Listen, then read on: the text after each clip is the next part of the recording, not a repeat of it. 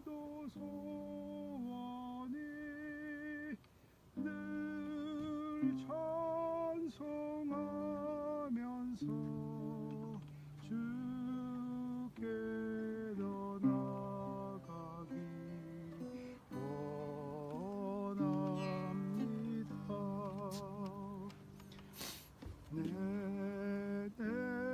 내 고생하는 것 옛 야곱이 솔베개 베고자 갔습니다. 숨에도 소원이 늘 찬송하면서 주께로 나가기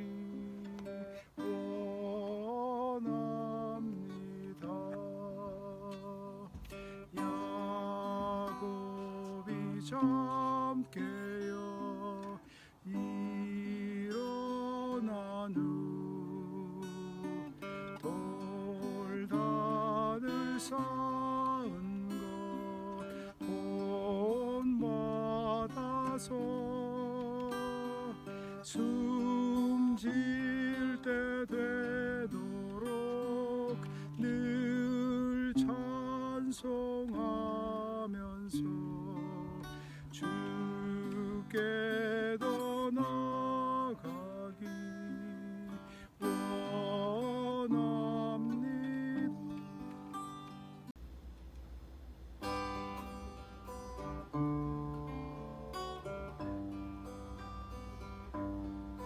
저장 믿고 니의 이슬 아직 맺혀 있는 그때에 귀에 흐르니 소리 들리니 주 음성 분명하다.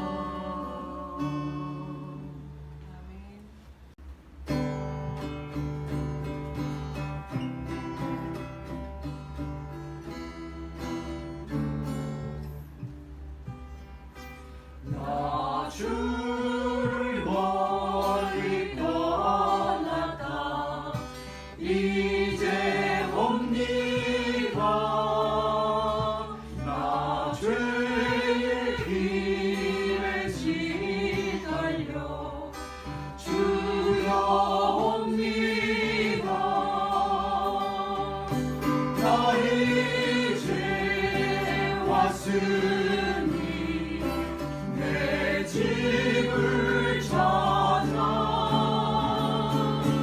주여 나를 받으사 맞아주소서.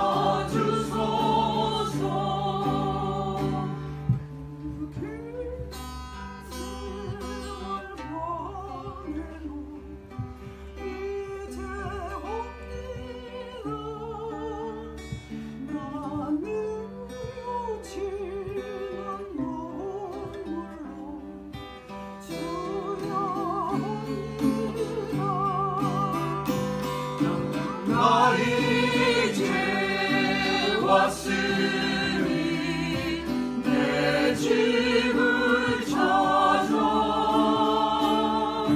주여 나를 받으사 맞아주소서.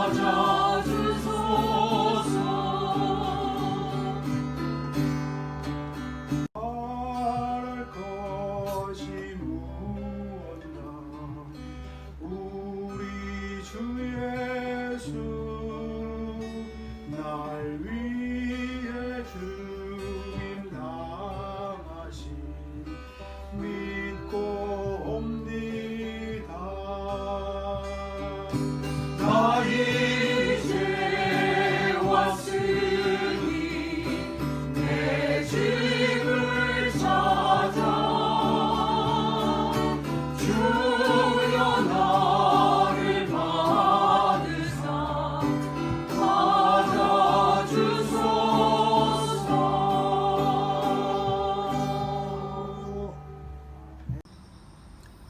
각 곳에서 온라인으로 함께 예배드리는 여러분, 코로나19로 인해서 얼마나 삶이 많이 부자연스럽고 실제로 생활에 고통을 겪고 있으며 마음이 불안하십니까?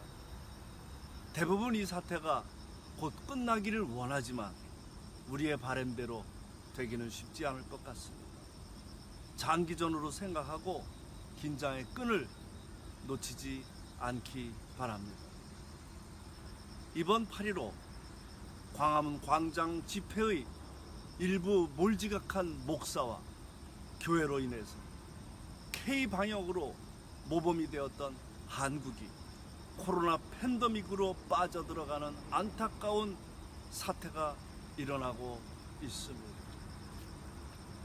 평화의 숲 공동체 화평교회 목사로서 국민 여러분께 진심으로 머리 숙여 사과를 드립니다. 정말 면목이 없습니다.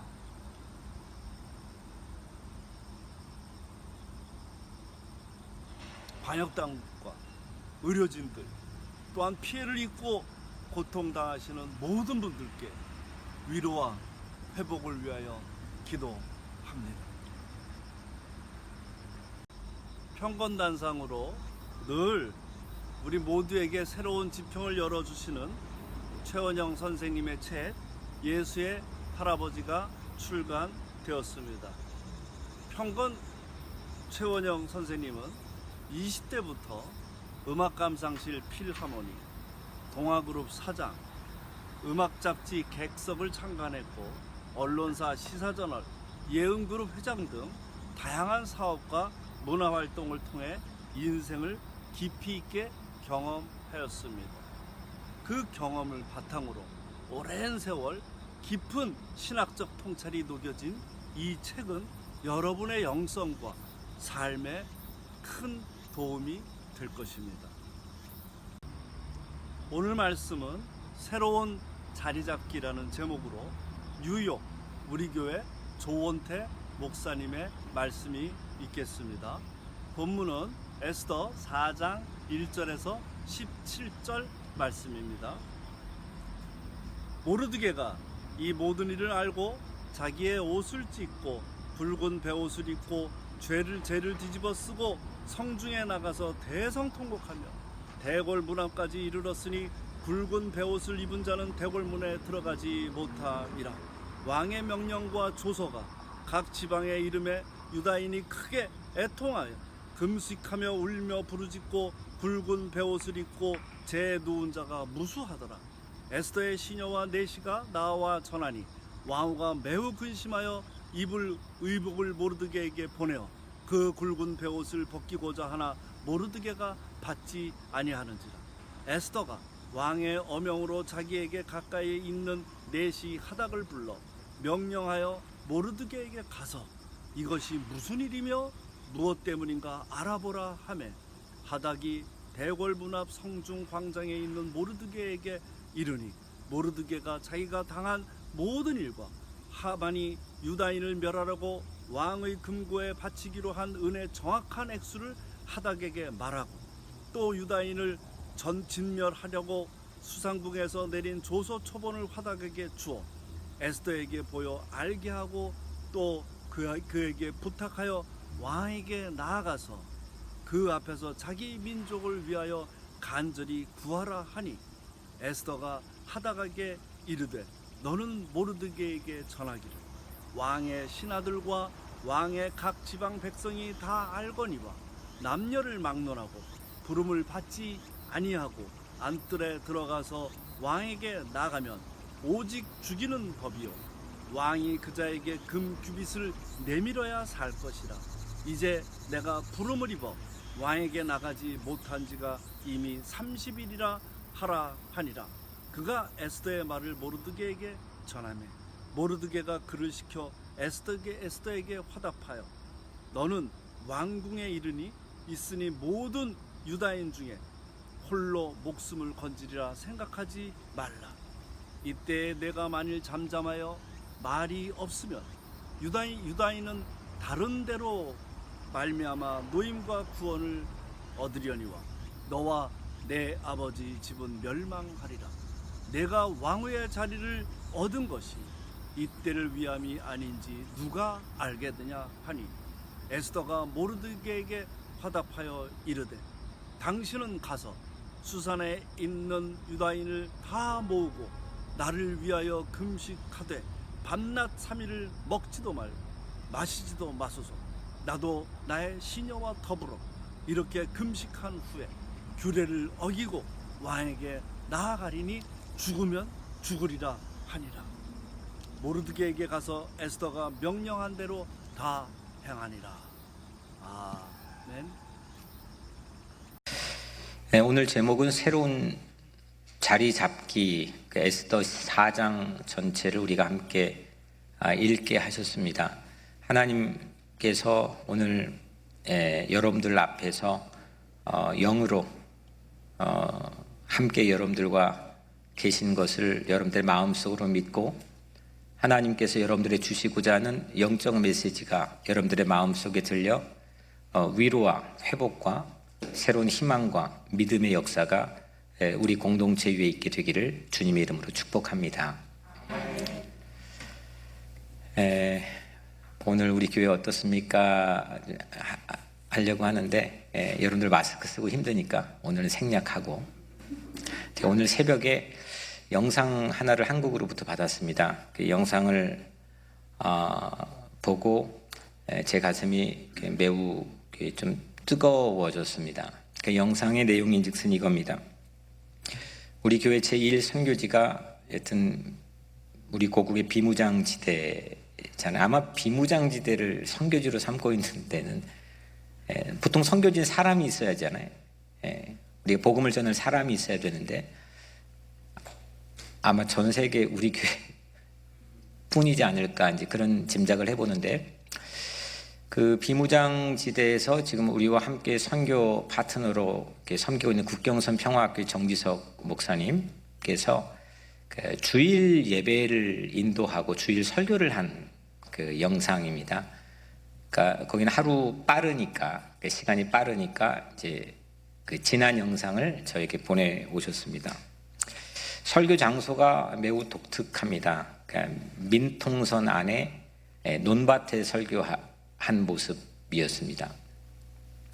찬양을 부르는데 여튼 온 마음을 다해 찬양을 하는 영상입니다. 뒷배경은 설교자의 뒷배경은 논밭입니다. 논 벼가 한 무릎 이상 정도 자랐는데 전부 다 푸른 논밭에서 설교를 뒷배경으로 삼고 설교했습니다. 그리고 그 뒷배경 중에 또 하나는 백마고지입니다. 그 백마고지는 한국 전쟁이 가장 치열했던 그 전투의 현장이죠. 우리 교회에 정혁근 집사님께서 군복무를 하셨던 곳이 아마 백마고지 맞죠? 그 근처입니까? 네. 보통 설교는 오늘 이 자리에 서 있는 저처럼 뒷배경은 보통 십자가가 있고 또 나무든 유리든 뭐 크리스탈이든 이 강단을 세워놓고 설교자가 설교를 합니다. 그런데 이제 그 설교의 영상이 제겐 가슴이 뜨거웠던 이유 몇 가지를 좀 잠깐 나누려고 하는데, 백마고지는 말씀드렸던 것처럼 가장 치열한 전투의 현장입니다. 1952년 10월 6일부터 10월 15일까지 딱 9일 동안 인해 전술로 무수하게 내려오는 중공군과 또 한국의 구사단이 9일 동안 치열한 전투의 격전을 벌였던 장소가 백마고지입니다. 이 9일 동안 무려 그걸 고지를 점령한 사람 깃발을 꼽는데 9일 동안 12번이나 이 고지를 점령한 깃발이 바뀔 정도로 혈전이었습니다. 뺏고 뺏기는, 그래서 이 과정에 무수한 사람들이 죽어갔습니다. 9일 전투 동안에 죽은 또 부상당한 한국군은 무려 3,500명, 중공군은 무려 1만여 명이 죽고 부상을 당했습니다. 그때 이 죽었던 한국군의 이 나이들이 15살, 17살 뭐 그런 나이입니다. 20살이 채 되지 않는 사람들이 대부분이었습니다. 백마고지로 불려지게 된 거는 그때 이 9일 동안 전투 동안 이 하늘 상공에서 미군 폭격기가 수만 발의 폭탄을 그 자리에 떨어뜨렸습니다. 그래서 이 조종사들이 위에서 볼 때에 이 폭탄 산위가 이 폭탄 하얀 가루로 쫙 하고 뒤덮여 있는데 마치 하얀 말이 쓰러져 있는 모양과 매우 흡사하다. 화이트 홀스 힐에서 그때부터 백마고지로 불려지게 됩니다. 지금은 이제 이게 민간인이 들어갈 수가 없는 지역에 이제 백마고지가 위치해 있습니다. 10년째, 거의 10년째 우리 정지성 목사님은 하루도 빠지지 않고 비가 오나 눈이 오나 분단을 속죄하면서 그곳을 바라보면서 오후 3시 기도를 드리고 있습니다. 그 설교 영상 안에 있는 이 민통선의 논밭, 뒷배경의 논밭이 제 마음속에는 설교 강단으로 느껴졌고, 그리고 뒷배경에 보이는 백마고지가 마치 지금 제 뒤에 있는 예배당 안의 십자가처럼 보여졌습니다. 한 사람이 자기의 입신양명을 포기하고 무언가를 위해서 자기의 뭔가를 내걸고 그곳에 가서 줄기차게 일관되게 이렇게 기도하고 자기 삶을 헌신하고 투신한다는 건 쉬운 일은 아닙니다. 근데 정지성 목사님은 여튼 자기의 입신양명을 버렸습니다. 그 안에서 너무 행복해하고 자유로워합니다. 그리고 민족을 위해서, 하나님 나라를 위해서 매일 기도하기 위해서 기도하는 이유 때문에 거기에 파묻혀 살고 있습니다. 저는 그 모습이 참 존경스럽습니다. 그래서 제 생존 유일의 멘토가 늘 정지성 목사님이라고 누군가에게 소개하는 이유가 그 기도하는 이유 때문입니다. 또한 더불어서 그분은 제가 어떤 위기에 노출되어 있던, 어떤 상황에 노출되어 있던 이유를 묻지 않고 저를 위해서 지켜줄 수 있는 사람입니다. 제 인생의 가치가 이게 맥이 통하는 분인 이유가 바로 여기에 있습니다. 누군가를 위해 목숨을 걸고, 목숨까지는 아닐지언정 무언가를 걸고 뛰어들 삶을 과연 살고 있는가? 그런 삶의 자리에 우리는 서 있는가? 제가 흥분하는 지점입니다. 제가 설레는 지점입니다. 실제 이 영상에 나와 있는 이 우리처럼 예배자들이 앉아 있는 것도 아니고 논밭에 벼들이 있고, 하지만 그 마음속에는 8천만 결의가 이 설교를 듣고 있는 청중들이었습니다. 왜 누군가를 위해서 자기의 삶을 이렇게 헌신하는 삶이 보통적으로 감동이 되고 존경스러운 부분이 되겠지만, 특별히 제 삶을 움직이는 중요한 나침반 역할을 하느냐? 이유는 하나입니다. 저는 예수라고 하는 분이 저를 위해서 목숨을 내놓고 십자가에 올라 죽으셨다는 이 사실을 저는 확신하고 믿기 때문입니다. 저는 그냥 그 은혜를 받았습니다.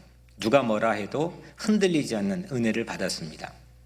이게 논리적인 거냐 현실적인 거냐 그걸 따질 필요 없이 제 삶의 근거는 그 은혜를 받은 삶입니다. 그래서 우리는 그 삶을 따라가기 위해서는 그분이 십자가에 올라가 한 사람, 나를 위해서 그렇게 은혜를 베풀어 주신 그 놀라운 사랑을 우리도 우리 각자의 삶에서 실천할 수 있는 모멘텀을 우리도 만나야 되기 때문입니다. 저는 그래서 정지성 목사님이 가지고 있는 그 삶의 가치, 그의 기도하는 그의 모습 안에서 그 모습을 보게 된 겁니다. 그 사랑을 믿기 때문에 저는 어떤 한 사람을 위해서 또 민족을 위해서 그렇게 살고 싶은 마음이 간절합니다. 물론 오늘 말씀을 준비하며 뒤돌아보니까 이게 많이 흐트러져 있고 또 연약해져 있고, 그 열망이 과연 내 살고 있는 삶의 현장에 여전히 꿈틀거리고 저를 추동하고 있는 그런 삶의 매개인지는 저도 많이 성찰하고 반성하게 될 수밖에 없는 그런 삶의 자리에 서 있습니다. 하지만 분명한 것은 그 예수 그리스도가 십자가에 의해서 보여주셨던 그 놀라운 자기 과감성의 포기, 자기의 모든 삶의 이 아니란 삶의 자리 집착을 과감히 내던질 수 있는 그런 기계, 그 근거에 자리 잡고 있는 그 놀라운 사랑, 그 사랑이 오늘 우리 각자의 삶에 분명한 자유와 그리고 분명한 희망이 될 거라는 그런 사실에는 제 마음속에는 변함이 없는 진리입니다. 그래서 저는 그 설교 영상이 참 멋졌습니다. 어떤 화려한 성전 안에서 수없는 사람들을 놓아두고 정말 매력적인 설교를 하는 것보다 제 마음을 움직이게 했습니다. 그러면서 한 가지를 제가 그 영상을 통해서 깨닫게 된 거는, 이건 자리 잡기의 고수구나. 자리 잡기, 포지셔닝 한다는 거죠. 어디에 설 거냐, 어디에 자리를 잡을 거냐. 이 자리 잡기의 고수다라는 생각이 들었습니다. 내일은 7월 27일입니다. 오늘은 7월 26일이고요. 내일은 휴전협정 67주년이 되는 날입니다. 우리는 아직 67년 동안 이 전쟁을 쉬지 않고 있습니다. 냉전의 마지막 남은 분단 국가로 67년 동안이나 전쟁을 쉬지 않고 있는 비상식적인 이 삶을 우리는 마치 상식적인 걸로 받아들이고 있습니다. 어떤 누구도 그거를 비상식적인 행동이라고 그렇게 외쳐대는 목사가, 잠꼬대 같은 이야기를 하는 목사가 과연 얼마나 될까? 그런 크리스찬들이 얼마나 될까? 이 땅에 제가 어린 시절만 해도 구국기도원이 한반도 삼천리반도 강산에 가는 곳마다 있었는데 지금은 구국기도원이라는 말조차도 사라져버렸습니다. 나라를 위해 기도하고 민족을 위해서 자기 삶을 버릴 수 있는 그런 우리나라의 신앙의 전통, 교회의 그런 가치 자체가 많이 퇴색되어 있습니다. 이런 때에 여전히 그렇게 수없는 젊은이들이 그 선 라인을 마주보고 여전히 총을 들고 24시간 동안 빈틈없이 있는 이 비현실적이고 비상식적인 그런 상황이 있는 때에 백마고지를 강단의 십자가, 또 민통선을 설교 강단으로 삼은 것은 이건 엄청난, 제 눈에 보기에 엄청난 예언자의 자리 잡기라고 보여졌습니다. 야, 이게 진짜 예언자구나. 이런 배포와 기계가 시대를 움직이고 하나님께서 역사를 뚫고 나가는 화살촉 역할을 했던 것인데, 여튼 제 눈에는 포지셔닝의 이 자리 잡기 고수처럼 보였습니다. 본문으로 들어와 보겠습니다. 본문의 첫 단어는 사람 이름입니다. 모르드게라는 이름입니다. 이 모르드게, 이 정지성 목사님은 제게 꼭 모르드게와 같은 분입니다. 모르드게는 당시 왕후였던 제국의 왕후입니다. 이스라엘 왕후가 아니라 당시 세계를 호령했던 바벨론 제국의 왕후입니다. 이름이 에스더입니다. 그 에스더의 삼촌이 모르드게입니다. 먼저 에스더를 우리가 보게 되면 에스더는 자리 잡기가 매우 어려운 삶의 과정을 우리에게 보여줍니다. 에스더는 안정적으로 삶의 자리를 뿌리내리고 자리를 잡아본 적이 거의 없습니다. 늘 흔들립니다. 늘 위기를 맞습니다. 제가 처음 여기 부임해가지고 서희식 집사님의 가정의 신방 가서 처음 여기 미국 이민 와가지고 살았던 그 이야기를 들었던 생각이 나는데, 참 우리 같은 이민자들이 여기 이 정말 낯선 곳에 덩그러니 떨어져가지고 자리 잡고 산다는 건 정말 기적 같은 일입니다. 여기까지 생존해 왔다는 것, 여전히 우리의 삶에는 불안정이 엄습해오고 있는 현실이지만 정말 감사하고 기적 같은 일들입니다. 내가 어떻게 누구를 만나서 또 어떻게 어떤 공간에서 어떻게 일을 해가지고 여기까지 생존해 살아왔는지, 정말 한국에 있는 사람들은 도무지 이해할 수 없는 그런 기적 같은 체험의 순간들을 뒤돌아보면 여러분들의 삶에서 만날 수 있을 거라고 생각을 합니다. 그런 에스더의 삶의 자리였습니다. 물론 에스더는 지금 이민자이기도 합니다. 잠깐 소개를 하면 에스더는 어린 시절에 양 부모가 다 돌아가셨습니다. 엄마도 죽고 아빠도 죽었습니다. 그래서 에스더는 이 삼촌인 모르드게에게 입양이 됩니다. 이 유대인이 살고 있는 그때 당시에 또 예기치 않은 가장 큰 어려움은 바벨론 제국이 이 이스라엘 남유다를 침공해서 초토화를 만들어 버렸습니다. 정말 백마고지 같은 그런 초토화된 현실을 만들어 버렸습니다. 상당수의 많은 사람들을 포로로 끌고 갔습니다. 그 포로로 비참하게 끌려가는 그 무리들 가운데 이 모르드게와 에스더가 포함되어 있었습니다. 에스더는 삼촌을 따라서 포로로 끌려갑니다. 이게 어린 시절 그의 모습입니다. 다시 말하면 그는 성장기에 누군가의 돌봄을 받아야 될 성장기에 이 자리 잡기 한다는 것은 불가능한 일이었습니다. 그러다가 에스더는 자리 잡을 수 있는 절호의 기회, 절호의 찬스를 마주하게 됩니다. 바벨론에 왕후가 있었는데 이름이 와스디라고 하는 왕후입니다. 이게 1장에 나와 있는 내용인데, 그 왕후가 왕에게 밉보여서 폐위가 됩니다. 갑자기 폐위가 됩니다. 그래서 새로운 왕후를 공개 채용하는 광고를 이 제국이 내게 됩니다. 그때 당시에 에스더의 이 외모가 정말 숨막힐 정도로 아름다웠던가 봅니다. 아름다운 외모를 가지고 있었습니다. 심지어는 남자 구실 못하는 내시마저도 정말 에스더에게 반해버릴 정도로 그녀는 아름다운 외모를 가졌습니다. 에스더가 왕후 공개 채용에 이력서를 넣습니다. 그리고 후보자로 뽑히게 되죠. 그녀는 1년 동안 그 함께 뽑혀 있는 후보자들과 이 왕후에 걸맞는 훈련, 특별 훈련을 받습니다. 그 이야기들이 오늘 말씀이 이전에 소개가 됩니다. 이 와중에서도 유대인이라고 하는 자기의 신분, 이민자라고 하는 이 신분을 쉽게 노출할 수가 없습니다. 그는 마치 서류 미비자, 불체자와 같은 그런 특별한 신분을 가진 그런 상황이었습니다. 유대인 신분으로는 그게 공개 채용에 입회할 수도 없고 또 설 수도 없기 때문입니다. 그런데 중간 이야기들을 거두절미하고 그가 어떻게 됩니까? 새로운 왕후에 오르게 됩니다. 제국의 왕후가 되었습니다. 기적이 일어난 겁니다. 처음으로 자리 잡기에 성공했습니다. 이렇게도 자리 잡을 수 있는 거구나. 우리는 보통 우리가 살고 있는 이 미국에서는 이거를 뭐라고 부르냐? 아메리칸 드림이라고 부릅니다. 드림이 이루어졌습니다. 꿈이 이루어졌습니다.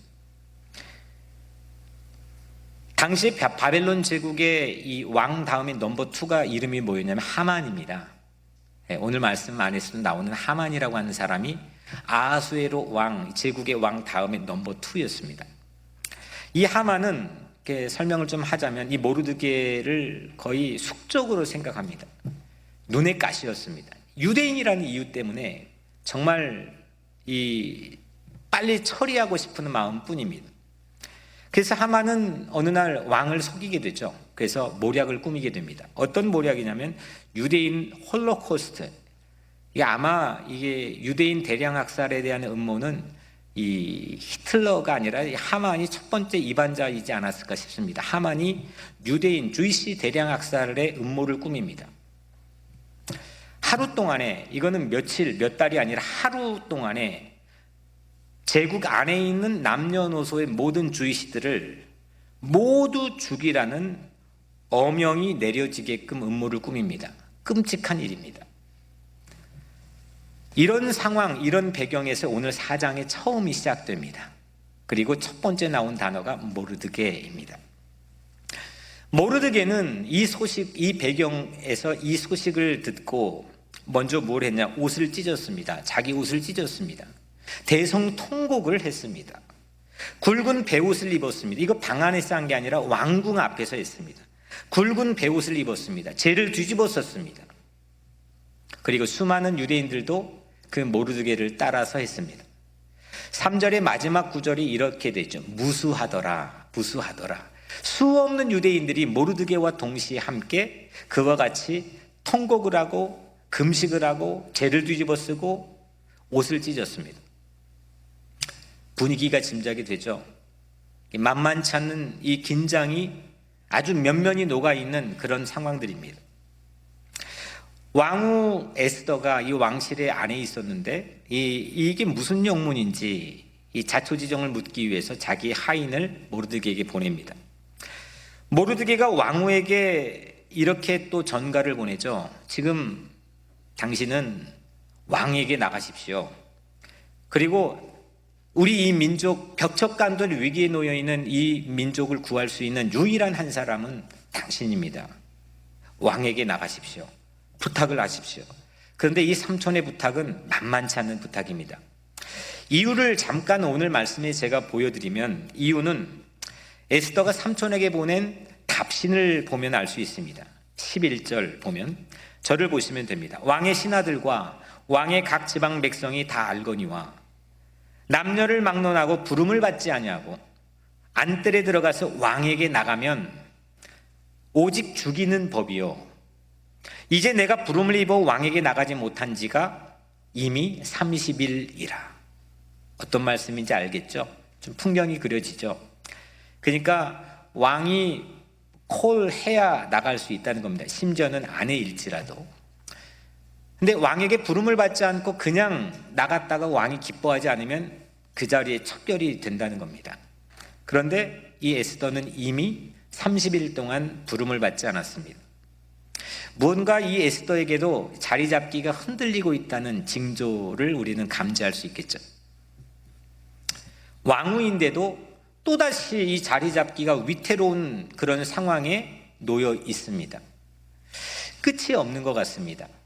이렇게 되면 너무 기뻐하고 환희에 차서 그런 삶의 그 자리 잡기에 성공한 그런 삶의 순간들이 있죠. 결혼을 했습니다. 새로운 가정을 꾸렸습니다. 와, 난 이제 드디어 자리를 잡았다. 자녀를 낳았습니다. 그 첫 번째 여러분들 자녀를 낳았던 순간들 기억하십니까? 얼마나 기쁩니까?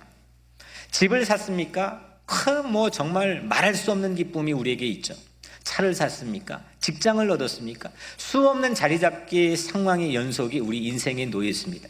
그런데 이 자리 잡기가 늘 위기를 맞습니다. 흔들립니다. 오늘 에스더가 그랬습니다. 그녀는 여전히 왕에게 예속이 되어 있었습니다. 자리 잡는데 가장 큰 난제, 가장 큰 배리어, 방해는 뭐냐면 예속입니다. 누구에게 예속되어 있는 겁니다.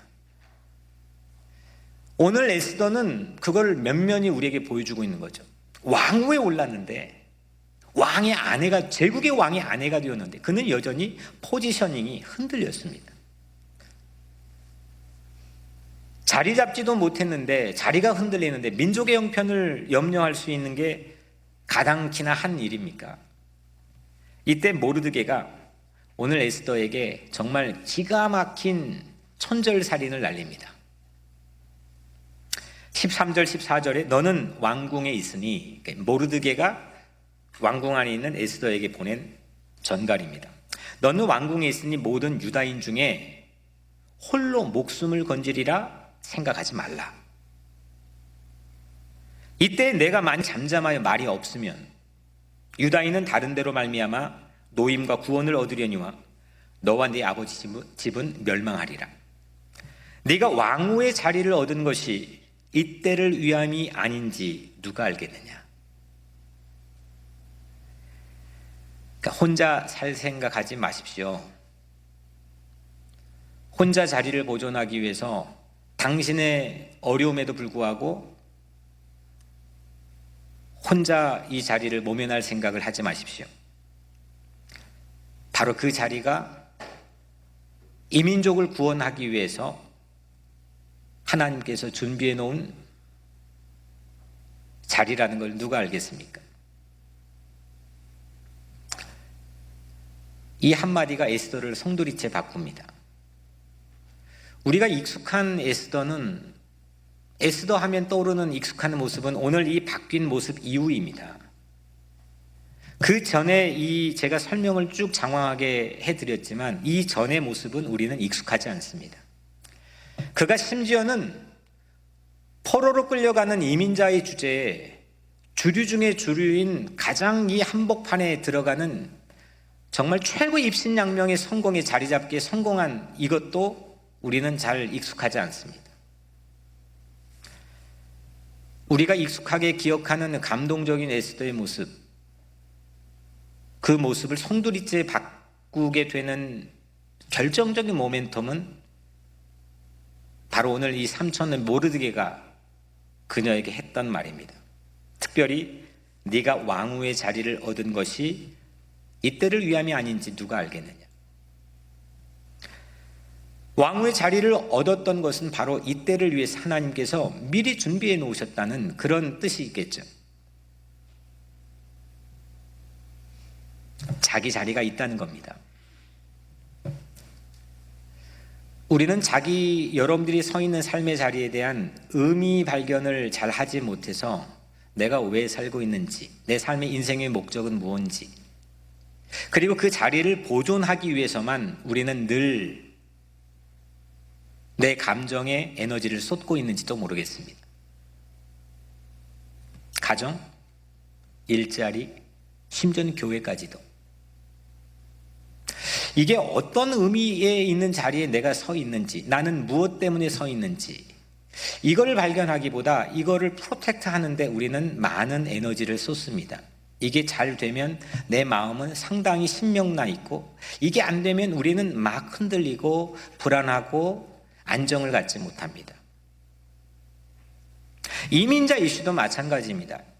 결국 우리가 살아가는 삶의 모든 순간들에 자리 잡기는 결정적인 내 감정에 영향을 제공합니다. 그런데 오늘 모르드게는 에스더에게 이렇게 말한 거죠.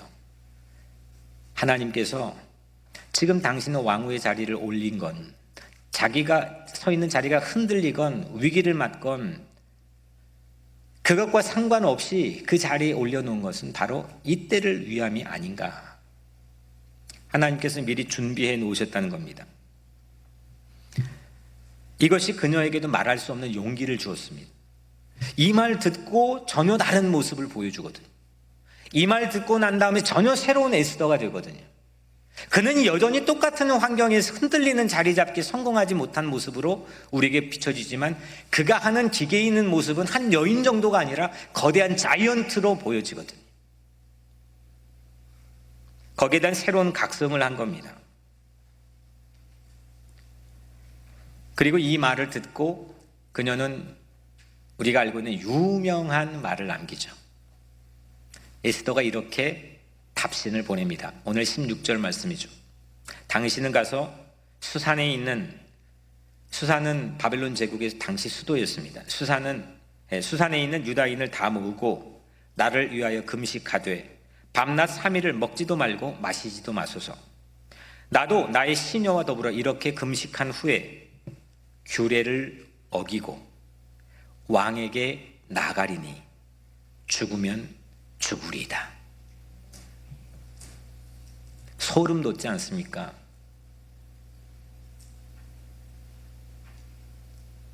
죽으면 죽으리다. 규례를 어기고 왕에게 나가리니 죽으면 죽으리다. 죽음을 각오한 채 왕에게 나갈 수 있는 내 자리, 또 내 민족의 자리, 그거를 찾은 겁니다. 이게 바로 새로운 자리 잡기입니다. 빼도 박도 못하는 자리로 여겼는데 이거는 왕에게 나갈 수도 없고 그렇자니 가만히 있자니 좌불안석이고 아무것도 할 수 없는 그런, 이게 내가 왜 이런 자리에 서 있지? 나는 왜 이런 자리에 서 있는 거야? 라고 한탄할 수밖에 없는 긴박한 위기의 자리에 서 있었는데 그 자리가 새로운 의미를 갖추게 되었습니다. 하나님께서의 목적을 가지고 세우신 자리로 그는 새롭게 인식되고 확신이 들기 시작한 겁니다. 그리고 에스더는 자이언트가 되었습니다. 자리 잡기를 잘 하게 되면 사람의 존재의 크기가 달라집니다. 자리 잡기를 하면 그 사람이 풍기는 풍모가 달라지게 됩니다. 그 사람이 가지고 있는 생각의 지평이 넓어지게 됩니다. 그런데 자리 잡기를 잘 못하는 걸 여러분들 혹시 여러분들의 개인적인 경험이나 주변을 통해 보십시오. 자리 잡기를 못하면 위축됩니다. 불안합니다. 어떻게 살지? 막막한데 어떤 길로 나가야지? 우리 마음이 심하게 요동칩니다. 가만히 있고 싶은데도 내 마음대로 되지 않습니다. 잠이 오질 않습니다. 일상이 잘 잡히지 않습니다. 자리 잡기 때문입니다. 그런데 모르드게는 에스더에게 새로운 자리 잡기를 할 수 있도록 중요한 모멘텀이 되는 그런 말을 하죠. 내가 왕후의 자리를 얻은 것이 이때를 위함이 아닌지 누가 알겠느냐. 왕비의 자리가 바로 미리 준비된 자리라는 겁니다. 10여 년 전 이 자리를, 제가 이 지금 왕후의 자리를 미리 준비된 자리, 줄여가지고 미준자라고 불러 여러분들에게 전한 적이 있습니다. 미준자. 우리 각자는 미준자를 찾아야 될 줄로 믿습니다. 하나님께서 미리 준비한 자리, 오늘 여러분들이 서 있는 그 자리가 하나님께서 나에게 미리 준비한 자리라는 그 새로운 의미를 여러분들이 찾기를 바랍니다. 여러분들이 코로나가 아니어도, 여러분들이 각자의 삶이 매우 안정적이어도, 여러분들이 왕후 이상의 그 동급의 자리에 성공적으로 올라갔을지라도 인생은 끊임없이 흔들리게 되어 있습니다. 내가 서 있는 삶의 자리에 대한 새로운 의미를 발견하지 않으면 결혼을 해도, 자녀를 낳아도, 그 자녀가 성공해도, 무엇을 해도 이 삶의 기반은 흔들리게 되어 있습니다. 이게 세상입니다. 이게 역사입니다. 그런데 미준자, 미리 준비된 자리, 하나님께서 나를 위해서 미리 준비한 현장에 내가 서 있다는 새로운 확신과 믿음을 갖고 살기 시작한다면 삶의 신명이 넘칩니다. 세상이 흔들려도 나는 흔들리지 않습니다. 사방에 우겨쌈을 당해도 나는 요동하지 않습니다. 이것이 바로 신앙의 힘인 걸 성경은 우리에게 보여주고 있습니다. 오늘 우리 사랑하는 성도 여러분들에게 이 은혜가 임하기를 주 이름으로 축복합니다. 아, 이거 흔들리면 어떡하지? 이거 빼앗기면 어떡하지? 나는 여전히 무언가에 연결되어 예속되어 있는데, 경제적이건 무엇든 이렇게 연결되어 있는데, 아, 이게 흔들리면 어떻게 하지? 이 자리가 빼앗겨지면 어떻게, 소멸되면 어떻게 하지? 물론 이런 수많은 도전과 위기가 우리 앞에 놓여 있는 건 사실이지만, 오늘 여러분들의 마음속에 이 미준자라는 새로운 가치가 하나님께서 임하게 하실 수 있다면 여러분들의 마음은 요동하지 않을 줄 믿습니다. 그래서 정지성 목사님은 제게는 꼭 모르드게 같은 분입니다. 뭔가 뜨거운 것이 올라오도록 만듭니다. 죽으면 죽으리다. 심령 속에 새로운 용기를 깨어나게 합니다. 애시당초 저는 빈손이었습니다. 아무것도 없었습니다.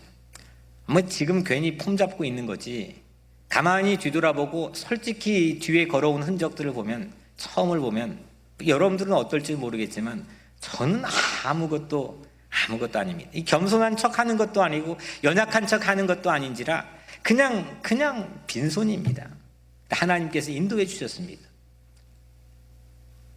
빈손이라고 생각하는 순간 세상 눈치를 보지 않게 되고 사람 눈치를 보지 않게 되고 내가 서 있는 삶의 새로운 자리 잡기 의미를 발견하게 되고 그 순간 내 마음은 하늘만큼 넓어집니다. 두려움이 없어집니다. 그 길을 걷게 하시는 것이 하나님의 섭리인 줄로 믿습니다. 정지성 목사님은 저에게 그런 뜨거움을 갖게 합니다. 늘 그런 모멘텀을 만들어줍니다.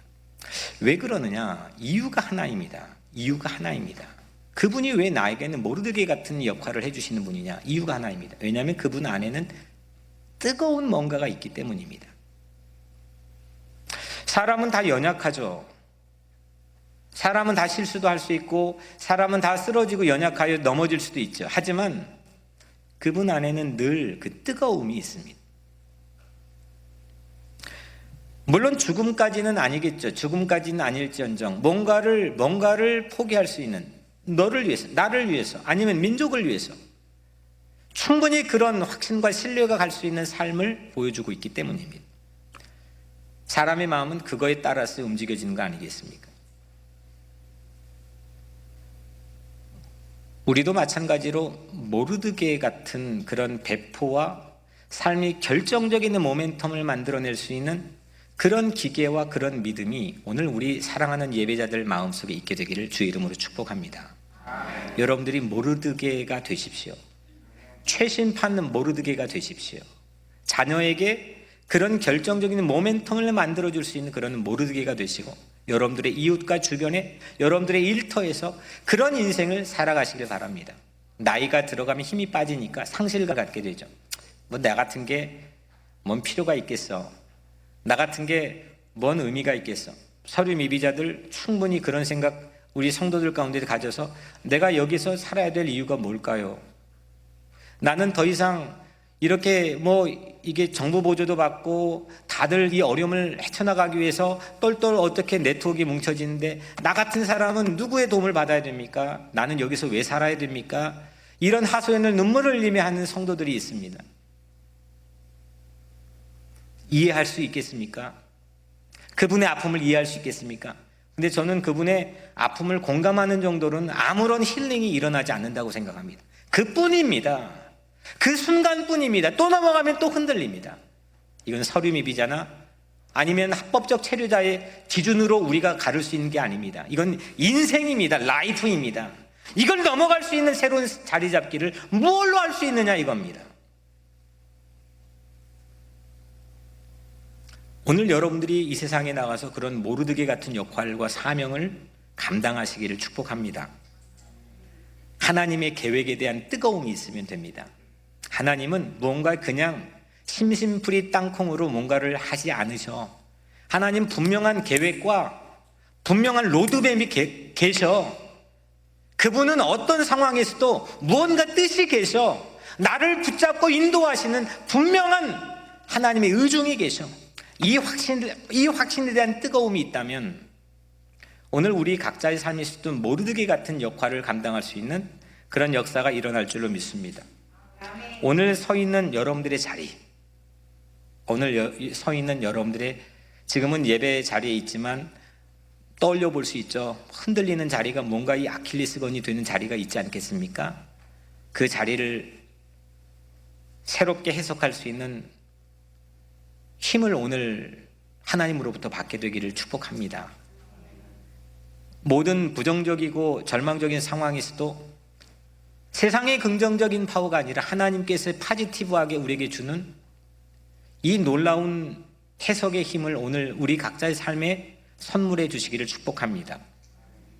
내일 일어날 일도 오늘로 앞당겨 해석할 수 있습니다. 오늘 에스더는 앞으로 어떻게 될지 모릅니다. 이 민족의 운명 자체, 벽적간도에 놓여 있는 운명 자체가 어떻게 될지 모릅니다.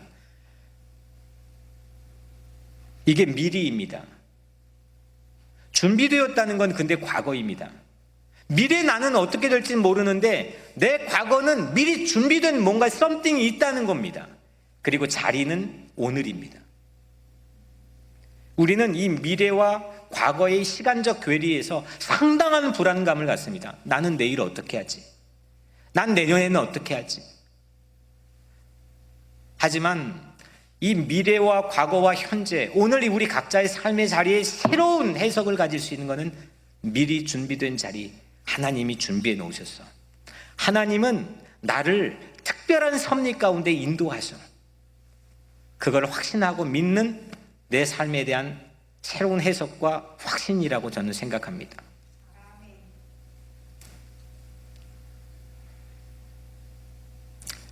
죄를 뒤집어 쓸지언정 누군가에게 그렇게 모르드게처럼 말할 수 있는 여러분들이 되길 바랍니다. 한 사람 이 여인을 움직이니까 전 민족이 살아나지 않습니까? 한 사람이면 됩니다. 그 한 사람, 정지성 목사님은 제가 가만히 보니까 주변에 저만큼 이렇게 막 하는 사람이 없습니다. 한 사람을 움직이면 됩니다. 한 사람을 위해서는 모든 걸 할 수 있습니다. 그러면 한 사람이 깨어납니다. 왕후가 일어나지 않았습니까? 우리는 간혹 여기가 내가 있을 곳이 아니라는 혼동에 빠지기도 합니다. 자꾸 도망치고 싶을 때도 있습니다. 환경에 예속이 된 느낌이 들 때도 있습니다. 그럴 때가 지금 또 특별히 코로나 시대입니다. 이 환경, 이 바이러스라고 하는 환경에 우리 모든 전 세계 지구촌 시민들이 예속이 되어 있습니다. 그러면 우리는 무력해집니다. 사기가 꺾입니다. 비겁해집니다. 저는 최심판 모르드게처럼 살고 싶은 그런 열망이 있습니다. 살려내고 싶습니다. 한 사람을 주목하고 싶습니다. 연약한 자, 소외받은 자, 뭔가 웅크리고 있는 그 한 사람을 위해서 달려가고 싶습니다. 내 안에 뜨거운 걸 잃지 않고 싶습니다. 그래서 굵은 베옷도 입을 줄 알고 또 제도 때론 뒤집어 쓸 각오도 하고 그렇게 살았으면 좋겠습니다. 나이가 들어도 그 청춘의 기계를 잃지 않고 그렇게 늙어가면 좋겠습니다. 통곡도 할 줄 알고 무수한 사람이 함께 따라올 수 있는 그런 가치 있는 삶을 향해 걸어갈 줄도 알고 그렇게 살았으면 좋겠습니다. 분명 코로나 시대는 자리 잡기가 여간 힘든 위기의 시대에 우리는 놓여 있습니다. 그런데 모르드게 같은 한 사람이면 넉넉합니다. 내 옆에 누군가 모르드게가 있으면 됩니다. 그리고 내가 누군가에게 모르드게 같은 사명을 감당하면 됩니다. 그러면 시대의 등대 역할을 할 수 있는 모르드게 그 한 사람이 이 시대를 살릴 수 있는 하나님의 마지막 남은 그루터기가 될 줄로 믿습니다. 자녀 앞에서 모르드게가 되십시오. 그 자녀가 성공해도 좋은 직장 취직해도 여전히 세상 이 엄청난 위기 앞에서 흔들리는 자리 잡기가 매우 위태로운 삶에 놓여 있을 겁니다. 그 자녀 앞에서 또 교회 앞에서 모르드게가 되십시오. 교회가 아무리 어려워도 교회가 힘들어도 다 같이 이거 어떻게 그거 할 수 있겠지만 그건 일반적 상식입니다. 그게 아니라 모르드게가 되십시오. 이 교회를 향해 하나님께서 준비해 놓으신 이 성전을 향해서 모르드게처럼 희망을 말할 수 있는 사람이 되십시오. 이 교회는 이 시대와 동포사회, 이 사회를 향해서 모르드게 역할을 해야 됩니다. 세상은 다 흔들리고 전문가들 갑론을 봐가며 자기의 고견들을 내놓지만 아닙니다. 하나님께서 준비한 시대의 자리가 시대의 인재들이 분명히 있습니다. 이렇게 말할 수 있는 그런 모르드게 같은 뉴욕 우리 교회가 되었으면 좋겠습니다. 백마고지를 십자가 삼고 민통선을 강단으로 삼을 배포의 모르드게, 사람이 앞에 아무도 없지만 8천만 결례를 가슴에 품고 설교하고 예배하고 사명을 감당할 수 있는 뉴욕 우리 교회 기계가 저는 우리 교회의 가치라고 생각합니다. 최심판 모르드게가 되고 싶은 저는 여러분들 모두가 또 한편 에스더가 되기를 소망합니다. 용기를 잃지 마십시오. 위축되지 마십시오. 불안해하지 마십시오. 하나님은 아무렇게나 여러분들 그 자리, 여러분들 선자리에 세우지 않았습니다. 자리를 잃어도 빼앗겨도 예속이 돼 있을지라도 움츠려들지 마십시오. 여러분들이 선 자리가 바로 미리 준비된 자리입니다. 그게 아니라고 한다면 우리 하나님은 살아계신 하나님이 아니라 죽은 하나님입니다. 하지만 우리는 죽은 박제된 하나님을 믿고 있는 것이 아니라, 그런 우상을 믿고 있는 것이 아니라 살아계셔서 역사하시는 하나님을 믿고 있는 줄로 믿습니다. 하나님은 여러분을 미리 준비해 둔 자리에 세우셨습니다. 믿으십시오. 용기를 내십시오. 한 사람에게 용기를 대줄 줄 아는 모르드게로 그렇게 서시기를 바랍니다. 이렇게 모르드게 같은 삶의 모멘텀을 만들 수 있는 삶, 우리 같이 공유했습니다. 또 한편 마지막으로 우리는 에스더처럼 살고 싶은 마음도 있습니다. 죽으면 죽으리이다. 말뿐이 아니라 행동하는 이 죽음, 이런 각오를, 가치를 움켜쥐고 살 수 있다면 세상에 무슨 눈치를 보며 살겠습니까? 눈치 보지 않는다고 해서 경거망동하게 오만하게 산다는 게 아니라 한없이 낮고 겸손한 자리에 서 있고 누구든지 한 사람 한 사람이 사람들에게 배려를 하지만 세상이 요동을 쳐도 움직이지 않는, 눈치 보지 않는 그런 삶을 살 수 있는 가장 중요한 포인트는 죽으면 죽으리이다. 이 배포를 가지고 사는데 누가 말립니까? 규례를 어기고 왕에게 나가리니 죽으면 죽으리다. 규례를 어기고 왕에게 나가리니 죽으면 죽으리다. 규례를 어기고 왕에게 나가리니 죽으면 죽으리다. 이 에스더의 이 명문장이 여러분들의 가슴에 새겨지기를 바랍니다. 왕의 규례를 어기고 나갈 수 있는 게 쉬운 일입니까? 앞으로 어떤 일이 놓일지, 저 왕이 나를 받아줄지 안 받아줄지, 그 자리에서 즉사할지 어떻게 될지 아무것도 장담이 되지 않는 현실에서 규례를 어기고 왕에게 나가리니 죽으면 죽으리이다. 에스더는 했습니다. 죽을 각오, 주기철 목사님은 우리 신앙의 전통의 선배이신 주기철 목사님이 일제 항거하면서 일사각오라고 이 자기의 철학을 하면서 자기를 내던졌습니다. 못이 박혀 있는 철판을 걸어 다니면서도 예수를 부인하지 않고 그를 따랐습니다.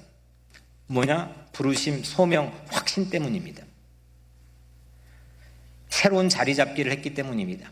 예속되어 있는 민족의 현실에서 울분에 쌓여 있는 그 낙심한 현장에만 자리 잡는 게 아니라 하나님에게 하늘에 뿌리를 내리 자리를 잡았기 때문입니다. 여러분들 새로운 자리 잡기는 어떻게 하는 거냐? 반드시 조건 하나가 있습니다. 내가 어떻게 새로운 자리 잡? 우리 서희식 집사님 처음 왔는데 뭐 막 거리에선 장사도 하고 뭐 그냥 막 이것저것 그 자녀를 하기 위해서 했는데 어떻게 자리 잡을 수 있느냐? 핸디캡이 반드시 있어야만 새로운 자리 잡기가 됩니다. 핸디캡 없이 새로운 자리 잡기는 요원한 일입니다. 핸디캡을 극복하고 핸디캡을 이겨나가는 과정에 새로운 자리 잡기가 이루어지기 때문입니다. 우리 교회 핸디캡이 있습니다. 우리 교회 핸디캡은 로케이션입니다. 물론 다른 핸디캡이나 약점들도 있겠지만 이거는 부인할 수 없는 우리의 핸디캡입니다.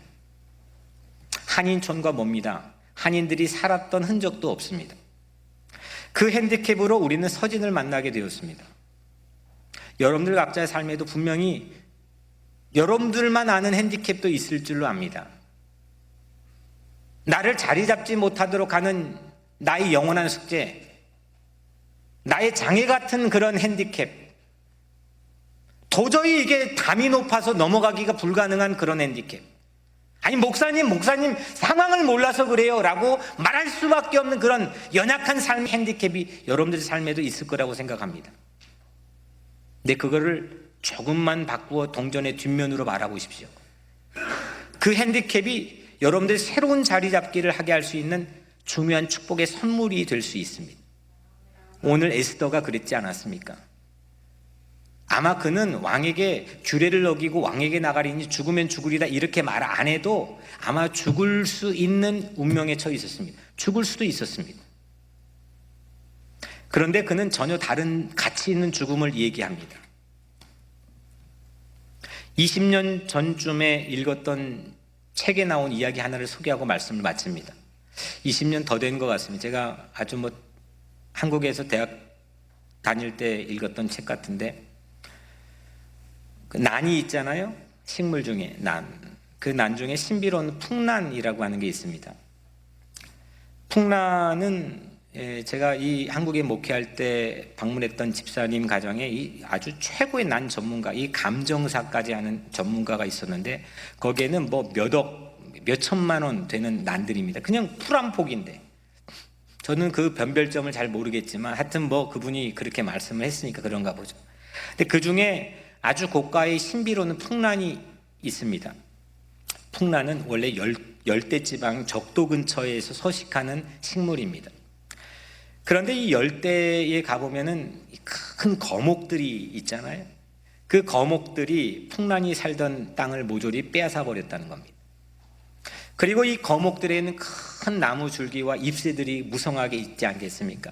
그 잎새로 하늘을 가려서 햇빛을 모두 다 가려버렸고 하늘까지 모두 가렸습니다. 풍란은 원래 손바닥만한 땅 부스러기만 있으면 그냥 살 수 있는, 자리 잡고 살 수 있는 그런 식물입니다. 근데 그 작은 면적조차도 허용되지 않았던 게 이제 이 풍란의 역사에 나오는 현실입니다. 그래서 풍란이 그때 선택한 자리가 있다는 거 아닙니까? 풍란이 뭘 하느냐? 이 녀석이 나무 줄기, 거목의 줄기를 타고 올라갑니다. 기어 올라갑니다. 그냥 작은 나무입니까?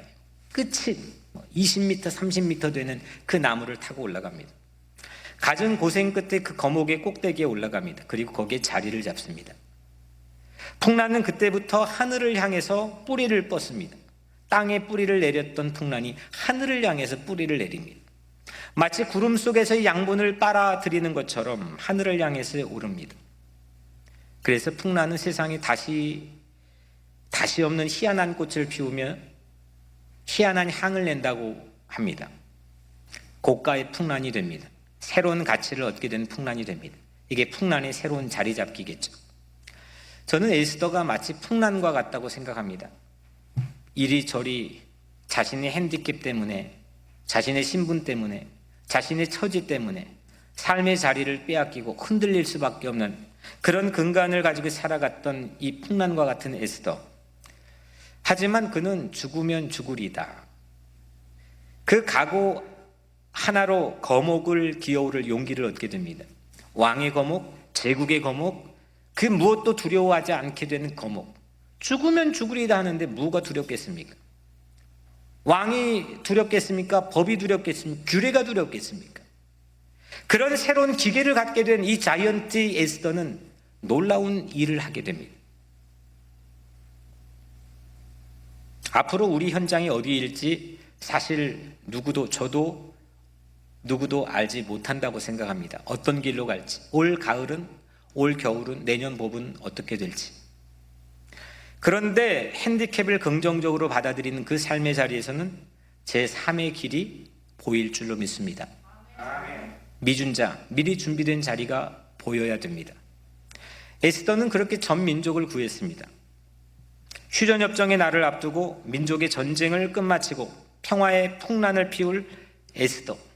그런 에스더가 오늘 우리 민족 안에서도 또 우리 이 자리에서도 일어나고 피어나게 되기를 주의 이름으로 축복합니다. 예수님의 새로운 자리 잡기, 예수님이 새로운 자리 잡기를 보여준 그 장면, 그 씬은 세상 그 누구도 카피를 못합니다. 유일무이합니다. 전무후무합니다. 그 새로운 자리 잡기, 예수님의 새로운 자리 잡기는 십자가죠.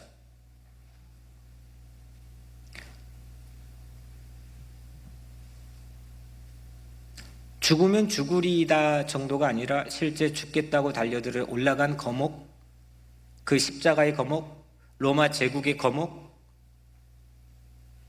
그 거목 앞에 올라갔던 예수 그리스도, 풍란처럼 오른 곳, 그곳이 바로 십자가 아니겠습니까? 하지만 십자가에서 예수님은 3일 만에 부활의 꽃을 피운 줄로 믿습니다. 사랑하는 여러분, 십자가만 타고 올라가면 우리 핸디캡은 극복될 줄로 믿습니다. 휴전협정이건 코로나건 우리 삶의 소소한 사소한 문제이건 그 문제를 타고 올라갑시다. 그 십자가를 타고 올라갑시다. 여러분들 각자에게 부여된 그 자기 십자가를 타고 올라갑시다. 거기에서 부활의 꽃을 피우게 될 줄로 믿습니다. 그것이 바로 미리 준비된 자리, 미준자라는 새로운 가치, 새로운 자리 잡기를 통하여서 하나님께서 내 삶에 맡겨주신 새로운 의미를 발견하고 세상을 향해 희망을 말할 수 있는 그런 모르드게 같은 그런 우리 여러분들이 되기를 주님의 이름으로 간절히 축복합니다. 기도하겠습니다. 은혜로우신 하나님 감사합니다. 이 시간 우리가 같이 찬양하고 기도하려고 합니다. 말씀에 붙들려 우리 찬양하고 하나님께 우리가 잠깐 기도하고 세상에 나갈 때 성령께서 우리의 가슴을 뜨겁게 하시고 우리도 모르드게나 에스더처럼 하나님의 새로운 자리 잡기, 새로운 삶의 자리 잡기를 가지고 세상에 나가는 어깨 핀 삶이 될 수 있도록 우리를 축복하여 주옵소서. 예수 그리스도 이름으로 간절히 축복하며 기도하옵나이다. 아멘. 이제는 우리 구주 예수 그리스도의 은혜와 하나님의 그 크고 높으신 사랑과 성령님의 내주 위로 교통하심의 능력이 죽음은 죽으리라 하고 나아갔던 에스더처럼 민족을 사랑했던 모르드게처럼 오직 주의 말씀과 약속을 믿고 이 땅의 화평을 위해 나아가는 모든 주의 자녀들 위해 이제로부터 영원까지 함께 하시기를 축원하옵나이다. 아멘.